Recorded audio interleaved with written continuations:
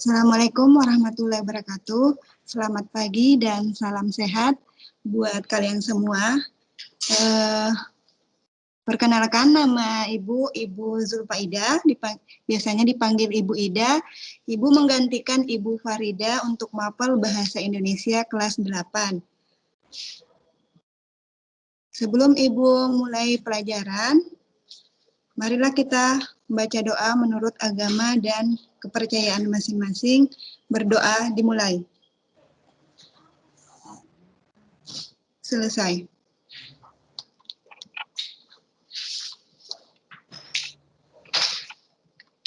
Baik, Ibu lanjut ya.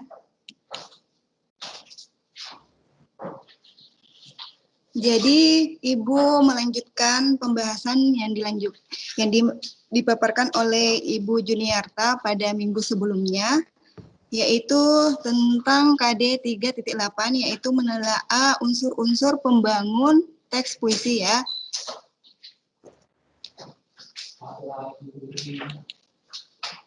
Adapun tujuan pembelajaran untuk KD tersebut ialah yang pertama, setelah mengikuti pembelajaran, peserta diharapkan mampu yang pertama mengidentifikasi definisi majas ya. Majas. Kemudian yang kedua, memberikan jenis-jenis dan contoh majas yang telah dipelajari.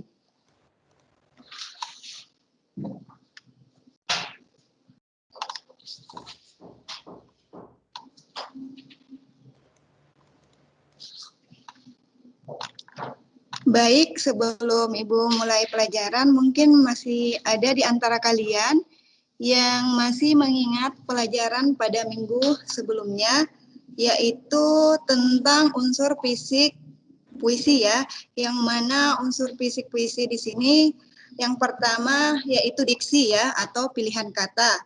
Diksi adalah kata-kata yang dipilih oleh seorang penulis dalam puisi yang dimaksudkan untuk menimbulkan imajinasi estetis ya. Seperti halnya dalam cerita binatang jalang ya, atau prasa yang mengandung makna sebenarnya. Kemudian yang kedua adalah imaji ya. Imaji di sini terdiri dari beberapa bagian ya. Yang pertama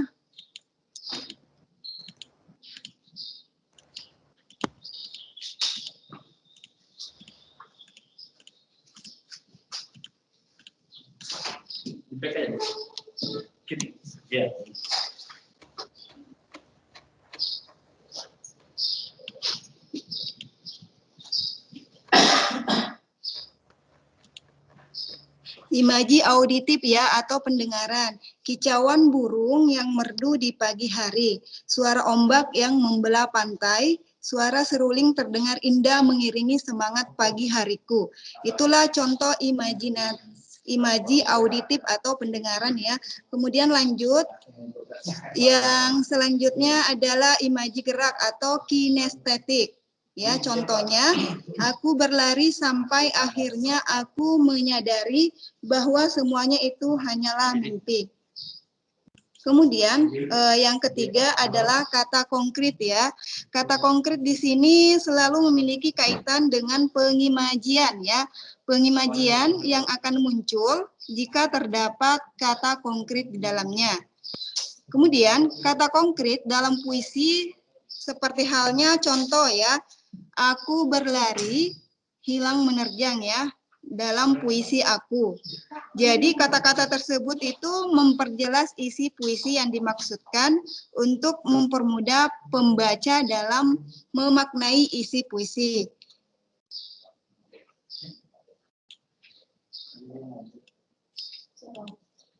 Kemudian selanjutnya adalah rima dan ritme. Merupakan bunyi yang berulang ya, baik di dalam lirik maupun pada akhir lirik puisi. Kemudian adapun fungsi rima di sini yang pertama adalah menguatkan keindahan puisi ya. Selain itu memberi jiwa pada kata-kata, pembangkitan emosi seperti halnya contoh ya dari puisi aku. Aku ini binatang jalang. dari kumpulan yang terbuang. Biar peluru menembus kulitku, aku tetap meradang, menerjang hingga hilang peri-peri ya. Berarti ini contoh puisi dari yang berjudul Aku ya. Kemudian mungkin itu dari pembahasan pada minggu sebelumnya yang dipaparkan oleh Ibu Juniarta. Kemudian Ibu akan melanjutkan untuk pembahasan pada hari ini, yaitu mengenai majas ya, majas atau gaya bahasa. Sebelum Ibu mulai materi tentang majas, mungkin di antara kalian ada yang sudah memahami apa sebenarnya definisi dari majas ya. Majas adalah gaya bahasa yang dipakai pada sebuah karya sastra yang bertujuan agar memberikan efek khusus sehingga menjadikan karya sastra tersebut lebih hidup. Lebih hidup dalam artian ini lebih bersemangat, kemudian sifat majas tersebut secara umum itu tidak ada makna yang sebenarnya ya, atau dalam artian dia bersifat konotasi. Kemudian, bahasa figuratif atau majas dalam unsur puisi adalah bahasa yang digunakan oleh penyair untuk menyatakan sesuatu ya dengan cara yang tidak biasa. Akan tetapi secara tidak langsung mengungkapkan makna kata atau bahasanya bermakna kias atau bermakna lambang ya. Kemudian lanjut. Jadi ada 3 jenis majas yang saya sampaikan pada hari ini.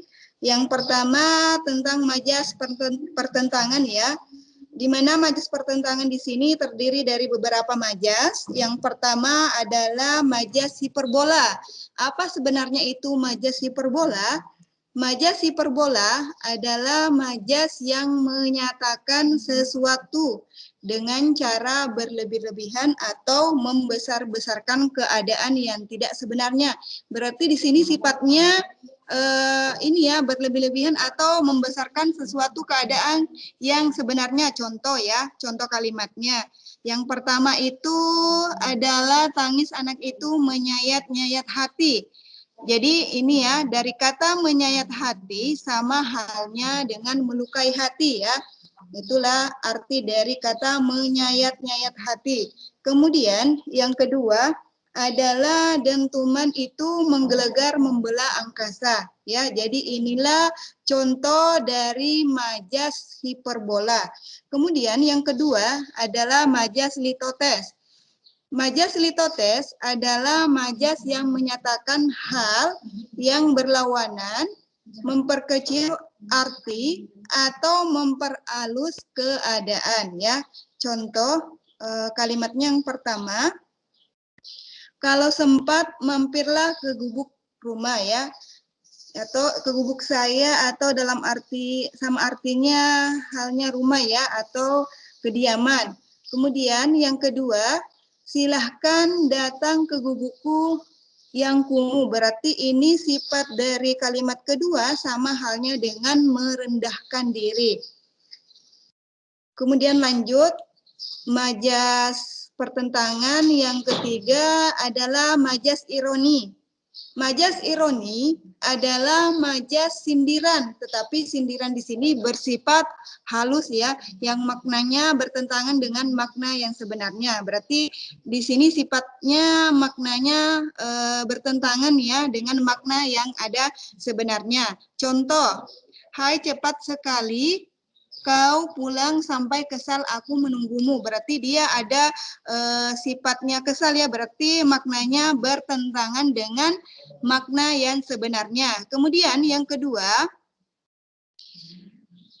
suaranya sangat merdu sekali seperti kaset kusut ya.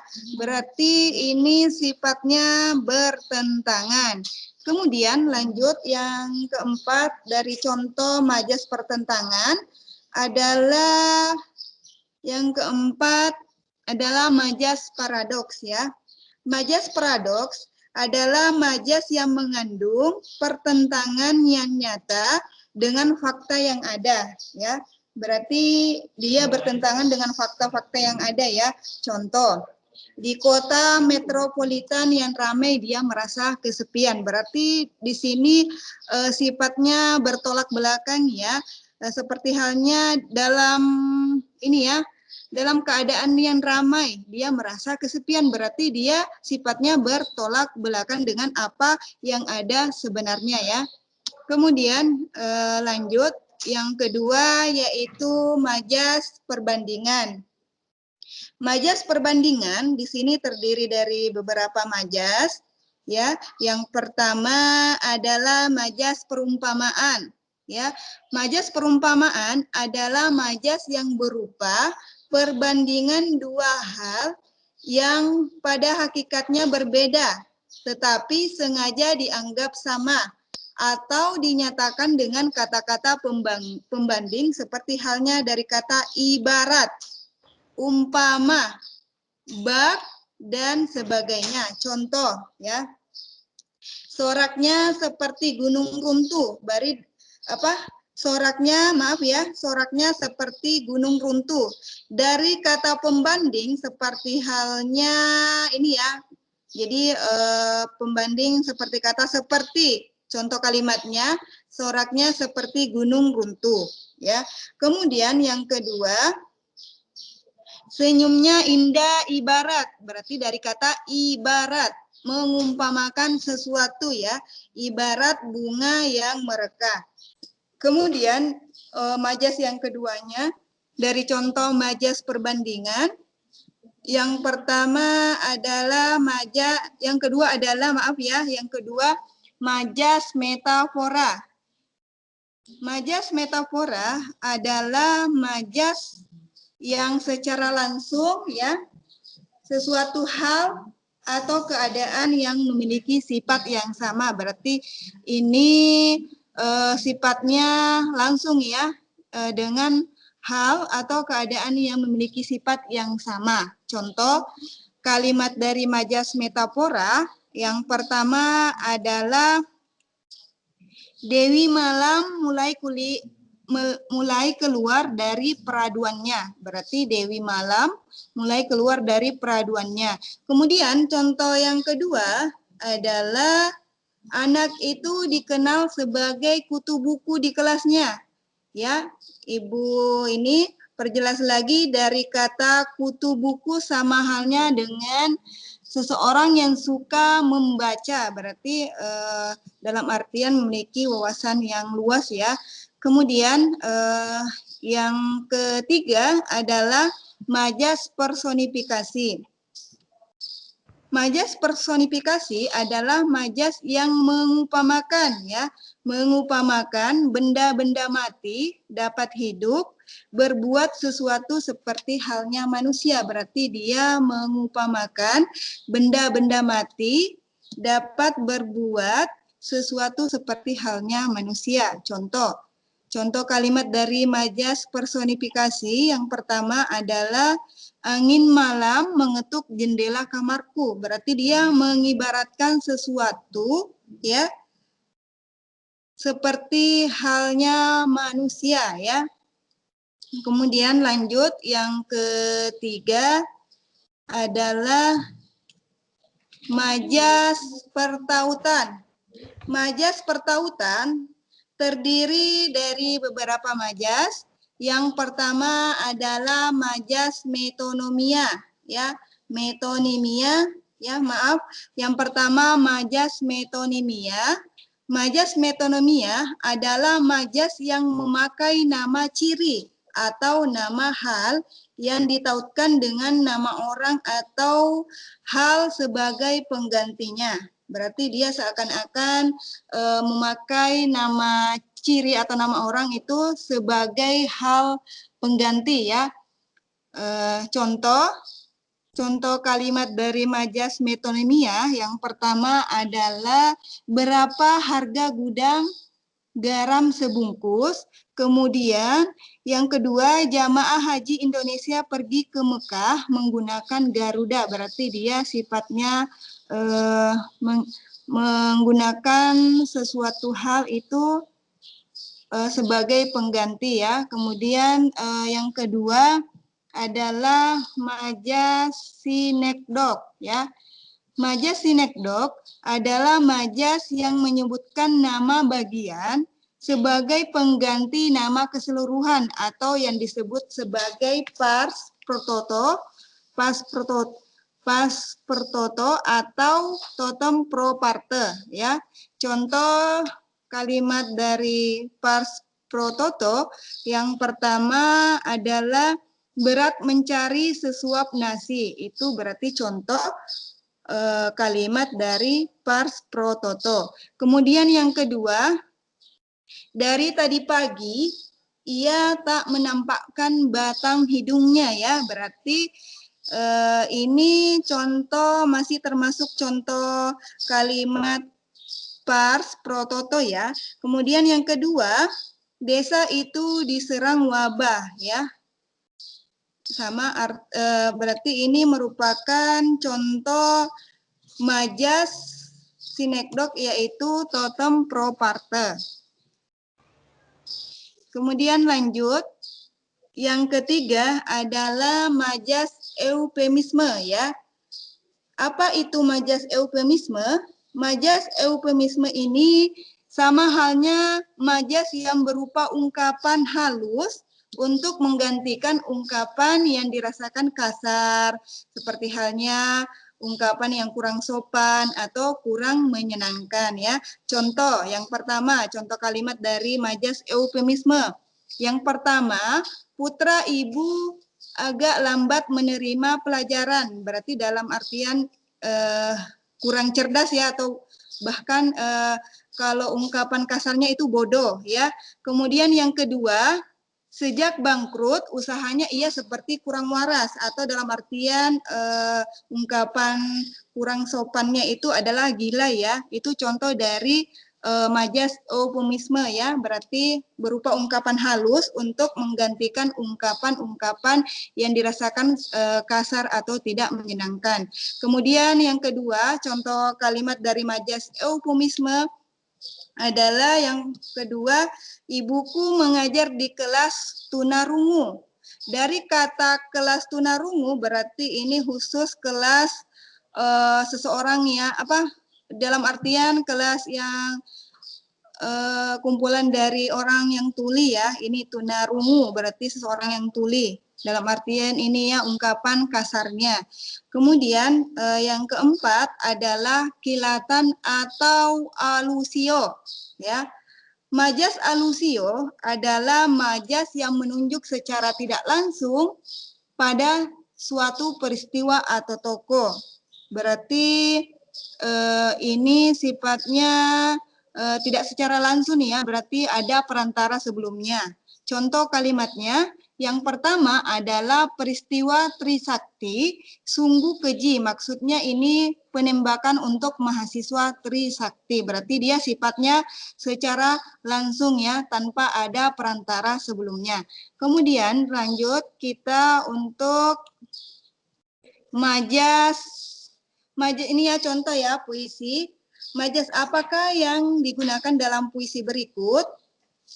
Bulan rebah, angin telah di atas kandang.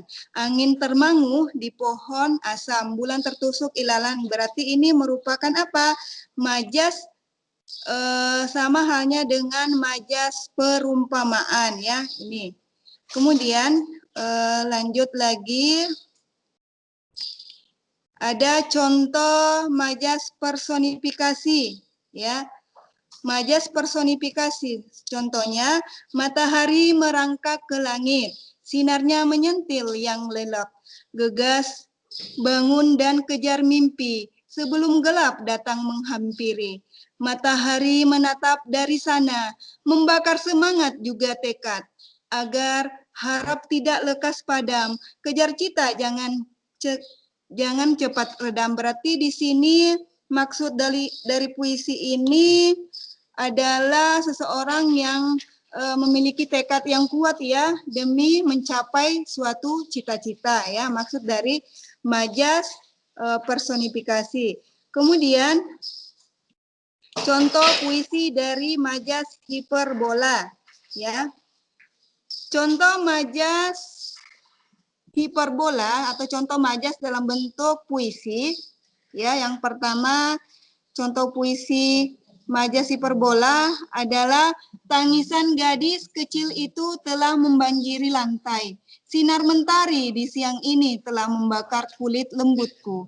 Gendang telingaku pecah setelah mendengar kau bernyanyi. Ia sudah menyelami dalamnya lautan untuk menemukan ayahnya yang hilang. Berarti maksud majas tersebut adalah tangisan seorang gadis, ya, tangisan seorang gadis kecil yang sedang kehilangan seorang ayahnya, ya, atau yang sedang kehilangan ayahnya. Itulah maksud dari majas hiperbola. Contoh majas dalam bentuk puisi, ya. Kemudian lanjut lagi. Majas metafora, ya. Majas metafora, contoh dalam bentuk puisinya adalah engkaulah putri duyun tawaanku. Engkaulah putri duyun tawananku. Putri duyung dengan suara merdu, lembut bagai angin laut, mendesalah bagiku. Apa maksud puisi tersebut? Maksud puisi tersebut adalah mengandung majas metafora, yaitu putri duyung yang merupakan kata hiasan yang hanya dijumpai pada puisi ciptaan dari Rendra, ya. Jadi ini sering dijumpai dalam puisi atau puisi ciptaan Rendra, ya. Kemudian dari contoh puisi-puisi yang disampaikan tadi, ya, atau dari pembahasan yang disampaikan tadi mengenai majas atau gaya bahasa, ya, adapun kesimpulannya, secara umum majas terdiri dari 3 macam, ya, yakni majas perbandingan, pertautan, dan pertentangan. Definisi dari majas atau pengertian dari majas adalah gaya bahasa yang dipakai pada sebuah karya sastra yang bertujuan agar memberikan efek yang khusus sehingga menjadikan karya sastra tersebut lebih hidup.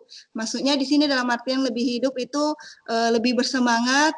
Kemudian sifat majas tersebut tidak ada makna sebenarnya atau kiasan, merupakan kiasan, atau dalam artian bersifat konotasi, ya. Kemudian simaklah puisi berikut dari puisi Serenada Hijau, ya, ciptaan B.S. Rendra. Kupacu daku, menujumu bila bulan, menegur salam dan syahdu malam, tergantung di dahan-dahan, menyusuri kali kenangan, yang berkata tentang rindu, dan terdengarkan dari batu yang terendam. Pacu daku menujumu dan bayangkan, sedang kau tunggu daku sambil kau jalin rambutmu yang panjang, ya.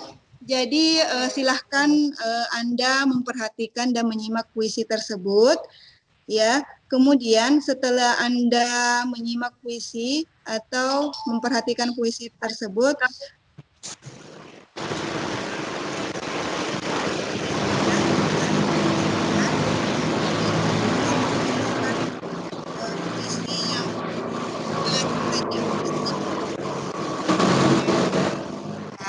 atau dengar, tugasnya yang pertama, majas apa saja yang ada dalam puisi Serenada, ya. Majas apa saja yang ada dalam puisi Serenada Hijau yang tadi Ibu sampaikan. Kemudian yang tugas kedua adalah bagaimana irama yang terkandung, bagaimana irama yang tergambar di dalamnya. Berarti di sini dalam artian irama, apakah dia dalam dalam sedih kah atau dalam suasana yang gembira. Kemudian yang ketiga, tunjukkan kata-kata yang bermakna. Berarti di sini ditekankan untuk menulis atau tunjukkan ya, menulis karena dalam artian tugas ya. Berarti tunjukkan berarti sama halnya kata-kata yang bermakna. Konotasi dalam puisi berarti tunjukkan kata-kata yang bermakna. Konotasi dalam puisi Serenada Hijau ya. Dan jelaskan pula makna dari setiap kata yang ada.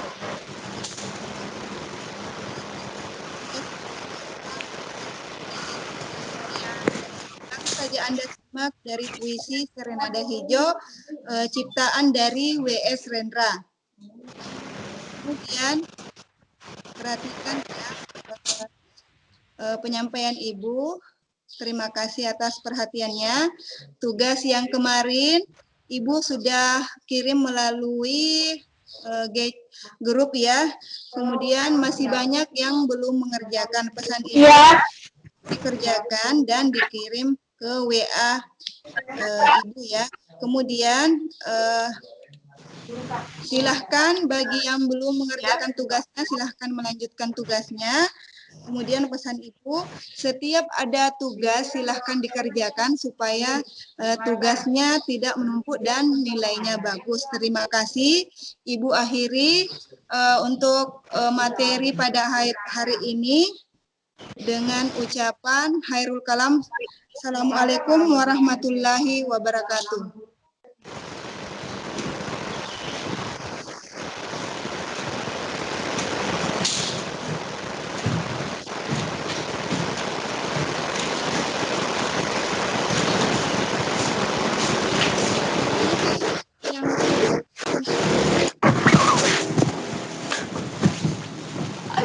Halo, ada yang mau tanya?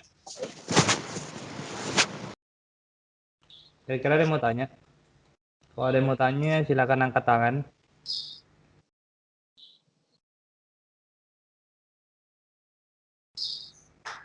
Jadi langsung bertanya langsung ya. Nyalakan kamera dan nyalakan mikrofonnya.